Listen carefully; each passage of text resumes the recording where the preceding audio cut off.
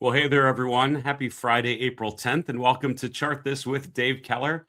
I'm your host, Dave Keller, coming to you from a beautifully glorious, overcast Redmond, Washington. Hope you guys are all doing well. We were hanging in there here in Redmond, excited for this weekend and hope to be back and better than ever for Monday's live stream. But for today, we have a mailbag episode, kind of a quiet day overall, I would say, market-wise. The S&P 500 closing slightly, or opening slightly higher, closing slightly lower, but it really was a relatively low volatility day for the major averages. So we're going to spend a brief moment updating on what happened here on Friday's session and then get right to some of the great questions you guys have been sharing. As a reminder, we live stream most of the week, and you can ask questions during our live stream every weekday after the close around 5 p.m. Eastern. And if you're watching the replay on our YouTube channel at any point, you can drop questions there in the comments section on our YouTube channel. We've hand-selected some of the great questions we've received here over the last week that we'd like to spend a little more time digging into. Please keep the great questions coming. It's great to hear what you guys are struggling with, what sort of questions are emerging as you're trying to navigate these challenging market conditions. Best thing I can offer you is the experience of having been through a bunch of different volatile periods before, some expertise and a pretty decent network in the financial industry of people that have tried to navigate these markets as well. And hopefully we can get your questions answered and get you on the right track. All right, so focusing on what happened in the market today, stronger open, weaker close, but it really wasn't that much of a directional day. So I'll just highlight some of the key themes, and then we'll be digging into this in a lot more detail for our Market Misbehavior Premium members. Over the weekend, as a reminder, premium membership's a great opportunity for you to upgrade your own decision-making, particularly in a period of market instability. What better time to sharpen your pencil and hopefully make some better, more informed decisions using behavioral finance and technical analysis. Marketmisbehavior.com/premium is where you can find more info on our premium memberships, including our member-only community, which is a lot of fun to participate in. So a couple quick themes today. Dow down, NASDAQ up, and I think that's one of the first things I'll be looking at. The Dow was actually weaker today, down about 0.6%. The NASDAQ actually spent the entire day in the green, up about 1/3%. Mid caps and small caps all down. So this is definitely generally a growth over value kind of day. Volatility finished the week in good shape. Midday, the VIX actually did briefly get above 20. It almost looked like going into the weekend we would have a high volatility environment, but no. Thursday took us below 20 on the VIX. Friday confirms that VIX below 20. That's a great thing going into next week in terms of low volatility going into the meat of earnings season. Of course, we've got negotiations on the Middle East, earnings heating up next week. It's going to be interesting. We'll be here with you navigating these markets and updating day in, day out. So keep tuning in if you would. Dollar and bonds were both lower, so rates pushing a little bit higher today. Commodities generally weaker, although I'm noting that silver and copper both finished in the green. Cryptocurrencies continue to show some strength. Bitcoin currently just above 73K, not quite to that 75K line in the sand that we've been talking about, but getting there. On the sector basis, not great. Only 4 of the 11 S&P sectors finished in the green, led by materials and technology. On the downside, you have healthcare, consumer staples, and financials, all down over 1%. Breadth was not great today. It wasn't horrible. So on the New York Stock Exchange, you have 42% advancers versus 55% decliners. But here in the S&P 500, a bit worse here, more bearish breadth, 27% up to 72% down. So this is generally not a broad advance kind of day, but you can see here in growth land, if you look at the Magnificent Seven and Friends, Broadcom up 4.7%, continuing that breakout we've highlighted. NVIDIA bouncing off of support, up another 2.6%. Amazon up 2% today. On the downside, you've got Microsoft and Alphabet both down. So today we had a higher open, a weaker close. That's not really any particular candle pattern to be concerned about, but after Wednesday and Thursday, Wednesday the gap higher on the ceasefire news from Iran. Thursday continuing that push higher. Friday a little bit different, a little bit of selling after the gap open. So overall, we go into the weekend After that gap above the 50-day, the S&P for now safely above 6,800. I would say that is a tenuous threshold to be holding going into next week. A lot of potential catalysts. We'll see what sort of news we get over the weekend in terms of negotiations in the Middle East, and if there's any change to that. That is certainly where the market is most sensitive at this particular moment. But I would say earnings next week really going to heat up, which could be interesting as well. All right, that's where the market sort of finished the week. Let's get to some of the great questions. And again, when we live stream anytime, ask questions all the way live. And at any point, just go to our YouTube channel, pick the latest video, and drop a question there. We read every question that comes in, and would love to hear from you for sure. All right, I had some wordy questions this time, and you are welcome to send densely worded, deeply detailed questions. Just prepare yourself that I have to summarize a little bit because I have 200 characters to work with on my live stream platform. So I might summarize a bit, but I will make sure that I explain it in a little more detail. So question number one, Dave, you just said earnings are all important, but does a widely overvalued market based on the Shiller PE and every time in history matter? I love your question. And I forget when I said that. I do remember saying something along those lines because, a number of my podcast guests recently have focused on the strength in earnings. I actually just confirmed with Nick Raish, who's the founder of Earnings Scout. He's one of my favorite earnings experts. He'll be coming on the podcast next week to give us sort of an update on earnings season, some things to be looking for, and maybe some initial reaction to those first reports. So I'll certainly be asking him questions along the lines of this. And I do remember talking about how price follows earnings, right? And, a number of my guests, most recently Ross Mayfield of Baird, talked about, earnings are still pretty good, right? Generally, right? We're not seeing a lot of warning signs in earnings yet, which tells you things are pretty good, right? All the instability, all the uncertainty, companies are still reporting some decent earnings and strong guidance. And so that's encouraging. Now you're talking about the Shiller PE, right? Which is named after Nobel Prize winner Robert Shiller. And the idea is you're looking at a 10-year average earnings as a way of calculating valuations. I found this chart, and I can't verify the data, but it's publicly available. Actually, Yale posts it on their website. There's a number of websites that post the monthly official readings.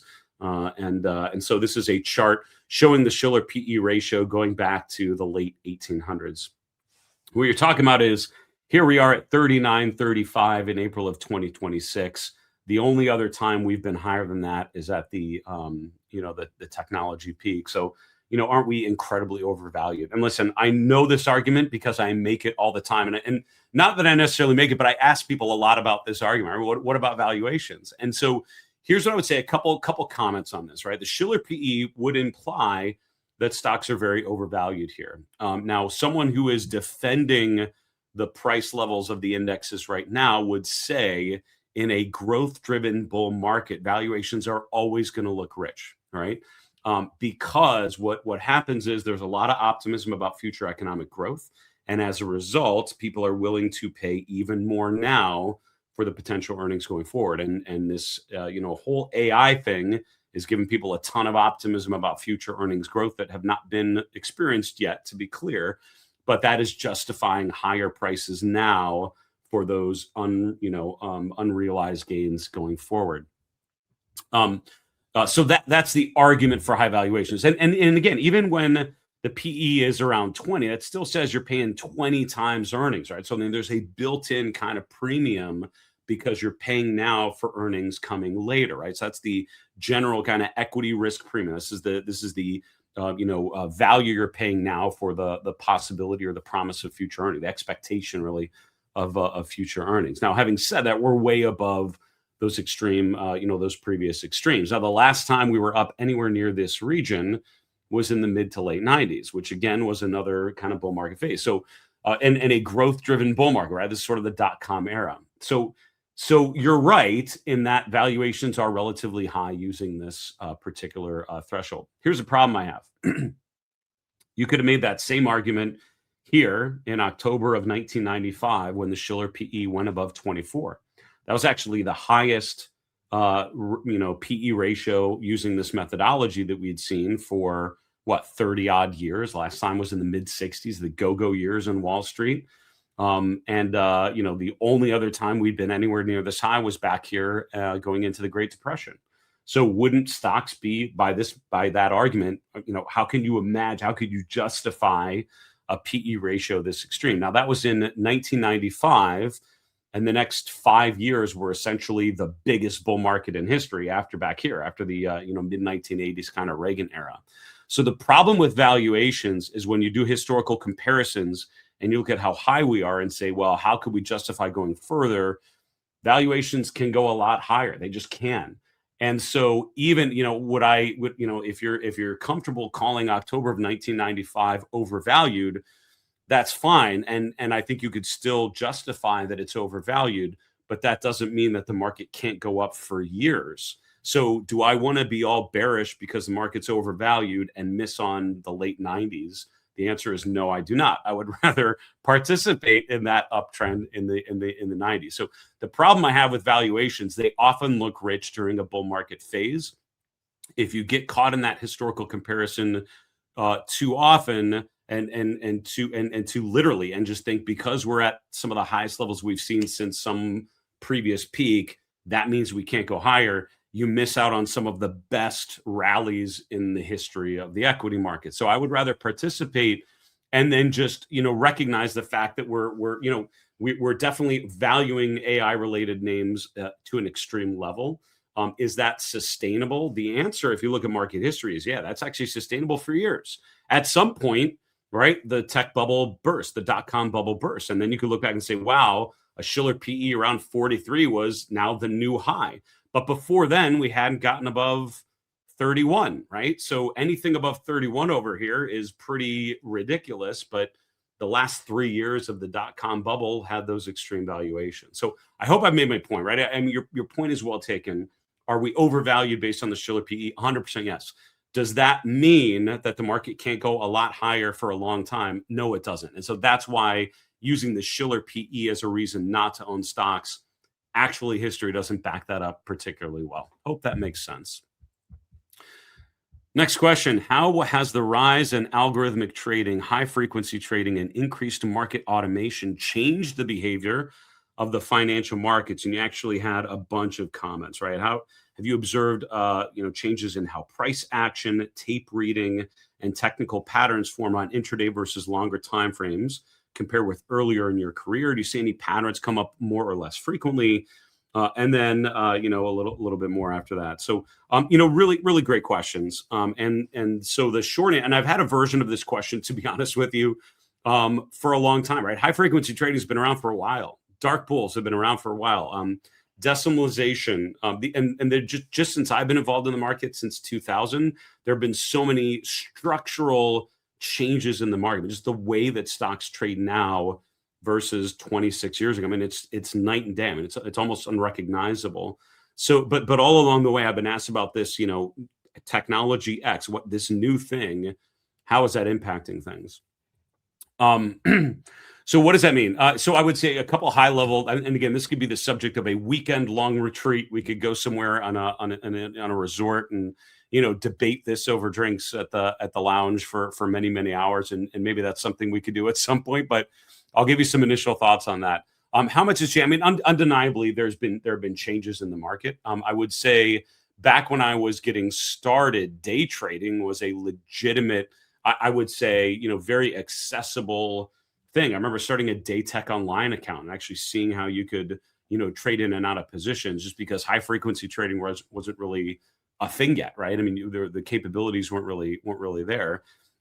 Now I'm not a day trader. Now I would say that is a very difficult space to consistently, do well, only because there are a lot of algorithms that are optimized on that time frame, right? And if you look at algorithmic trading, it's not long-term algorithm. I mean, these are short-term in and out, hyper, active sort of, trading mechanisms that are at play. And so I would say the nature of day trading and what it means to day trade, I would say completely different. Market automation, even, it just in the last 10 to 15 years, I would say that's changed quite a bit. But, even 10, 15 years ago, I remember talking to heads of trading desks at big buy side firms. They were using a lot of, algorithms, right? They were using, most of their trades were automated, right? I think at one point, and I don't want to get in too much into specifics, but big trading desk in Boston, they said 70% of their trades were automated, right? Only 30% of the trades were the traders actually, handling things and managing things manually, just because it was so much easier to automate. And that's 15 years ago technology. So it's certainly gotten a lot better. So I would say those things have definitely changed. So I think those phenomena, I would say, have probably impacted day trading, intraday timeframes more than longer term timeframes. In terms of how has it impacted price patterns and things like that, honestly, not a ton, right? Cup and handle patterns still kind of work. Head and shoulders patterns and coil patterns, they still kind of work. And I would say what's interesting about that is a lot of longer term, kind of medium term, longer term automation and quantitative processes have not been designed to replace human behavior, but meant to interpret human behavior. They're actually assuming that humans are making bad decisions like they always have, and have tried to capture that inefficiency and recognize some of those patterns. So I've not seen any dramatic change in price patterns or like, oh my gosh, that used to work really well, now it doesn't anymore. I think those things have been, still are very much as relevant as they always have been. If there's anything that I would say has been different, I would say time compression is one thing. When we get to technical analyst conferences and we debate how the markets have evolved, certainly things that maybe used to have taken a lot longer will occur over shorter time frames. The amount of time it takes for things to shift maybe has tightened up a bit, just because there's a much more sudden reaction and in a lot of ways overreaction to news. So what's interesting is even though algorithmic trading and high frequency trading have increased, also the information flow has increased. So I think for a lot of individual investors and certainly for a lot of institutions, there's this need to react very actively to changes, right? When a headline comes out, there used to be this big information edge that big institutions would know news first, and then it would eventually trickle down to individuals. By the time you got your newspaper, it was kind of already priced into things. You weren't getting a call from someone to know something had happened. Now we honestly, if you work at a big institution, you don't have a huge information edge from you or I at home trading in your own account, right? We have the same access to the same timely information at this point, I would say.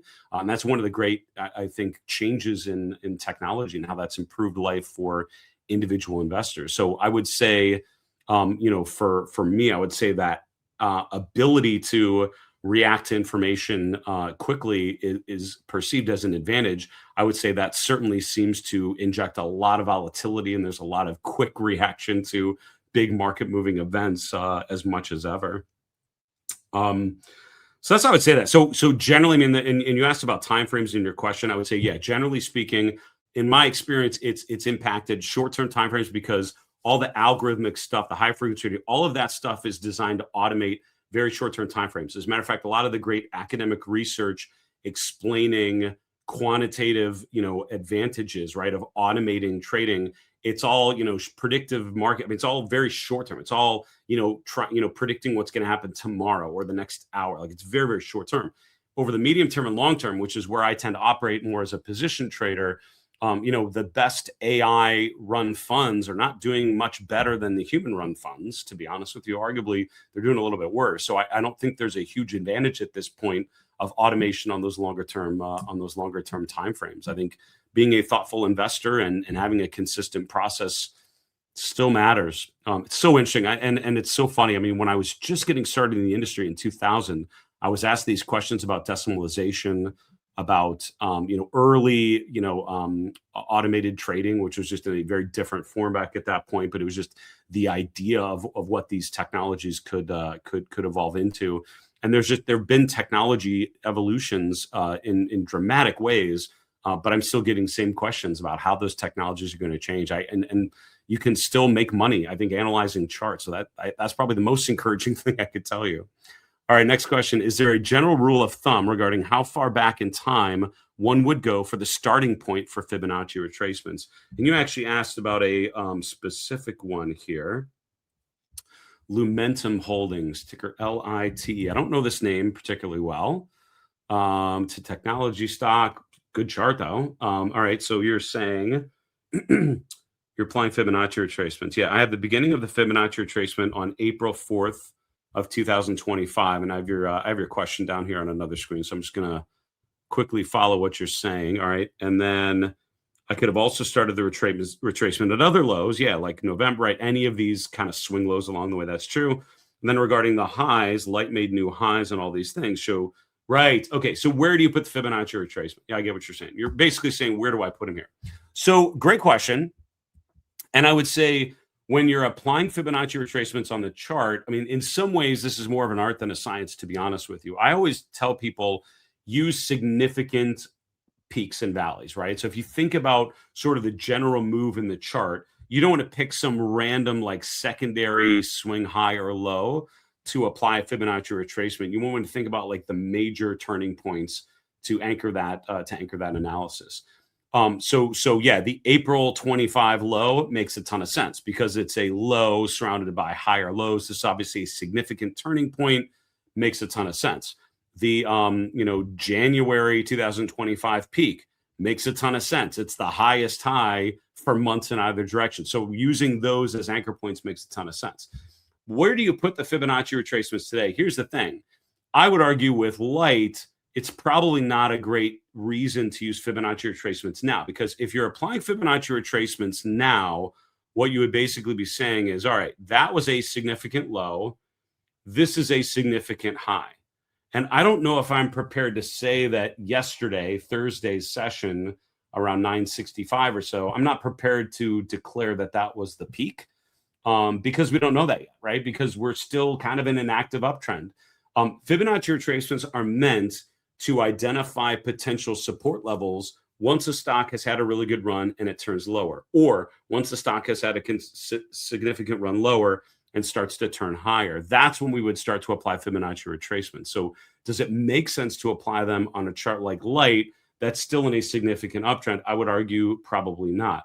Once it actually has made a peak and we're thinking of potential support levels on the way down, right? Using it here, then I think it can make sense. And what that would say is basically, look, 500 would be a 38.2% retracement. That would be a significant level of support, assuming we got down. We actually never really even got down to that level. We bottomed out before we even got to that initial Fibonacci retracement. So I would say this chart in particular, probably not one where I would use Fibonacci retracements at this point, only because we're in a strong uptrend and we're going higher. At some point we make a major peak, that's when I would start to use Fibonacci retracements. Now, which level you use is going to depend on your time frame. So if I'm looking out, months, I would probably go back to that April 2025 market low. If I'm looking for shorter term swings, maybe I'm looking at some of these shorter term levels. Maybe I'm taking the January low and maybe this next peak to identify some short term swings over the next couple of weeks, right? So Fibonacci timeframes can be flexible depending on how long you're looking at. So if you look at a weekly chart, the levels that stand out might be very, very different. So that is a long-winded answer of saying it very much depends.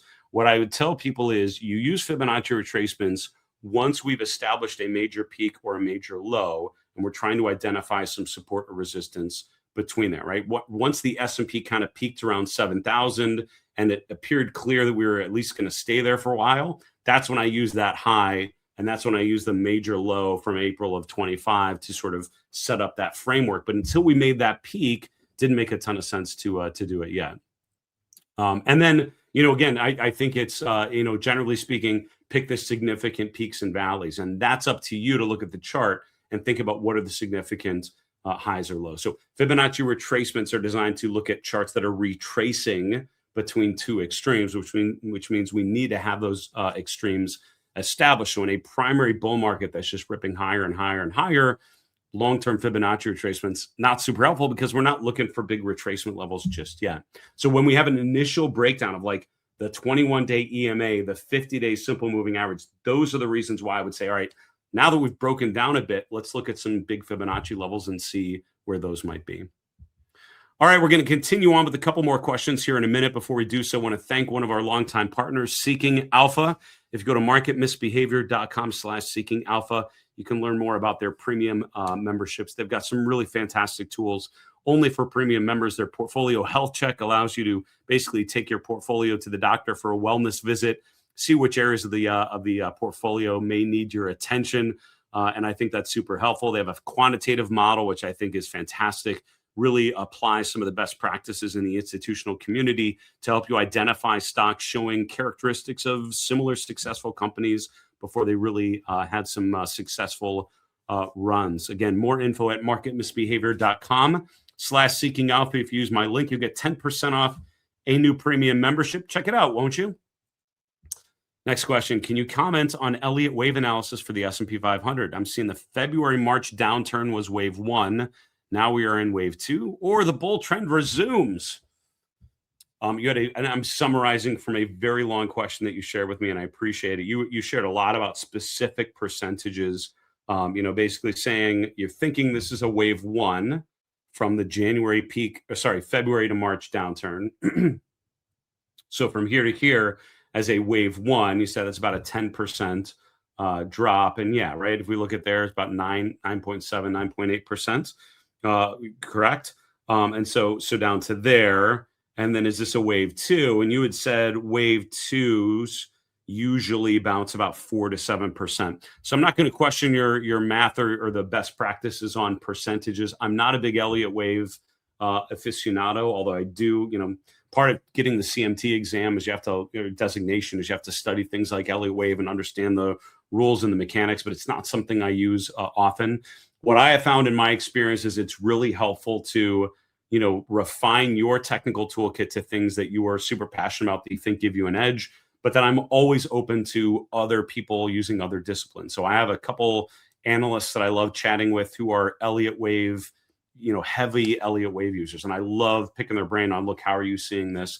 Maybe I'll find a good Elliottician to bring on the podcast here soon and ask them some of these questions as well. But to give you the answer, right? So you're saying if this is a wave 1, am I seeing this as like a wave 2 or the beginning of recovery? So there are a number of rules that you have with Elliott Wave, and hard, big time Elliott Wave users would tell you there's a lot of specific requirements for what makes different waves in terms of the retracement levels. So a lot of times, like if you have wave 1, like wave 2 usually doesn't come above 61.8% of the way back up in my experience, which we've already now broken above.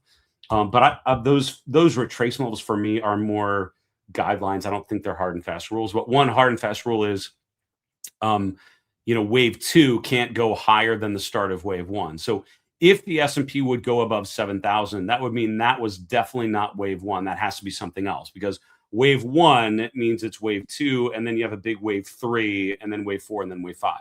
So I would say the two ways you could probably interpret this, assuming that the S&P does not get above 7,000 here in the next couple of weeks, which is possible, but I would argue probably not probable, is this is wave 2, and then you have a big wave 3 down, or this is an A, B, C correction. In either case, if we see this as like an impulse wave, which it certainly felt like, that means we're having a bounce higher, and then we have at least one more wave down, and this is like a wave 3 or a wave C going down. Then we have to figure out what happens down at that point.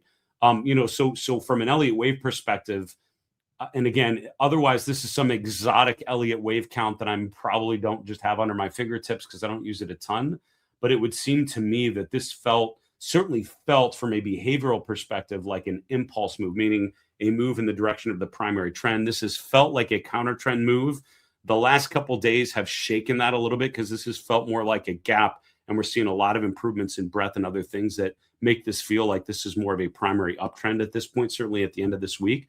We'll see what happens. We'll see what happens next week. But if we would kind of top out in the 6,850 to 6,900 range, then that would imply at least a move back to the previous lows, and most likely a lot further to satisfy the conditions for wave A or wave B. And just to give you an idea of what that could look like, and I know I'm giving you a lot of choices here, but right. So if we give ourselves a little more room to work with, let's say this is like an ABC correction, that would mean, wave 1's kind of like this. If this is, or wave A, and then this is wave B.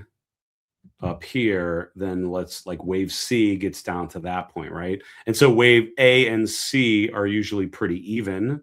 Wave 3 would usually be a lot longer than wave 1. So I think we would know, depending on how far that would go, an idea of whether this is a wave C, meaning an A, B, C, before we resume some big primary uptrend, or whether this is wave 3 and it's going to be how far we get down here, and whether this wave matches this one. And if it does, that would imply an ABC move before rotation higher. That would be sort of my take on this. But again, that's making a big assumption that we're going to top out here. I don't think Elliott Wave, in my experience, is very helpful at this particular moment, because it could be a lot of different things. And I think the wave counts can be edited down the road with a lot of corrections depending on what happens. So, and that's the challenge I've faced with Elliott Wave. For me, the predictive nature of it has been less valuable. The descriptive nature, super helpful. And there's a whole part of Elliott Wave that deals with the behavioral aspects of those different waves. That's where I think Bob Prechter's work really shines, where he talks about the behavioral implications of these patterns. There's a book by Steve Poser called Applying Elliott Wave Theory Profitably, or something close to that title. Look that one up. I think that's one of my more favorite books on Elliott Wave. I think it does a good job of explaining some of the behavioral implications. I will make a note, though, try to get an Elliottician on the podcast. I'll see if I can get some insights more than what I just shared with you to see how they're interpreting this current move. All right, final question, because we're long on time. Dave, how do you analyze Seagate, where the new high in January with an RSI of 82, then April 8th, we had a new high with an RSI of 68. Should that give the rally room to run? Really interesting question. Yeah, and you had a lot more detail in your question about, using the, thinking about the price versus the momentum and whether we're making a new high on weaker momentum. Let me bring up a new chart here. STX, of course, we've been highlighting because of the coil pattern, right? Lower highs, higher lows. We broke out that pattern earlier this week. That was on Monday. We had the gap higher and just continued to push higher through the end of the week. So overall, strong week for Seagate, making a new all-time high again this week. And you're asking about this, right? So here we had the RSI around 82 at that new all-time high. Here we're making another new all-time high, but the RSI is lower. So the short answer is, yeah. I mean, at this point, you could potentially label that a bearish divergence. However, we have to wait to see how far this gets, right? So this is still an active uptrend. We're still kind of in an uptrend phase, making higher highs. So I think it's too early to declare that this is the peak in momentum for April, right? We could, if we continue higher next week, the RSI can push higher, and then it looks nothing like a divergence. So it's hard to declare something a divergence early on, like as the move is still going. You have to wait for that peak to be confirmed. So, does that imply there's room to run? I mean, yeah, that is how some people would interpret that, would say, if this is still a strong uptrend phase, we're not overbought yet, which means we probably could go a little bit further. I think that is one interpretation a lot of people have. For me, I think what's interesting about the chart of Seagate is if you look at how many times back here that the stock was extremely overbought with an RSI above 80. You saw that back here in June of 2025. You found that again in September of 2025. We found that in January of 2026. And that those extreme overbought readings will happen a lot in a strong, kind of momentum-driven uptrend phase. So what's striking on the chart of Seagate is how consistently strong the momentum has been, how those new highs, the pushes to new highs, have been driven by extremely strong momentum. So for me, a push to new highs without that strong momentum, just less bullish, and telling you there's less momentum behind that move. That is a warning sign. That's sort of like a red flag. The confirmation would be a breakdown where the RSI breaks below 40, right? So looking at a divergence or looking at the move on weaker momentum, that's more of a leading indicator. It's not a guarantee that the trend is over. It just tells you we're looking similar to previous kind of toppy charts. The real danger is when the stock pulls back, which is going to happen at some point. Look at how these previous pullbacks, the RSI always held 40. That's the sign of a strong uptrend. It's not the new highs necessarily. It's the fact that the higher lows are seeing not a ton of negative momentum. I think that is the most important part of the chart of Seagate when you're looking at the price to momentum relationship. Boy, some deep questions today. Any one of those could have been an hour-long webcast, to be honest with you. So I appreciate you guys taking time to write in. Please, when we go back to our live webcast coming up on Monday, or our live stream, please join us live if you can. That's we live stream trading days at 5 p.m. Eastern. Would love to have you join me live and ask questions along the way. It's a lot of fun if you've not been on the live stream before. If you're watching the show later on our YouTube channel, I appreciate you doing so as well. Just use the comment section on the YouTube channel. Some of these great questions today came from those questions as well. For now, I'll say, listen, have a fantastic weekend. Hope you all are doing well, staying safe, and enjoying the weekend. We'll be back with you on Monday. And until then, remember, it's always a good time to own good charts. Take good care, folks.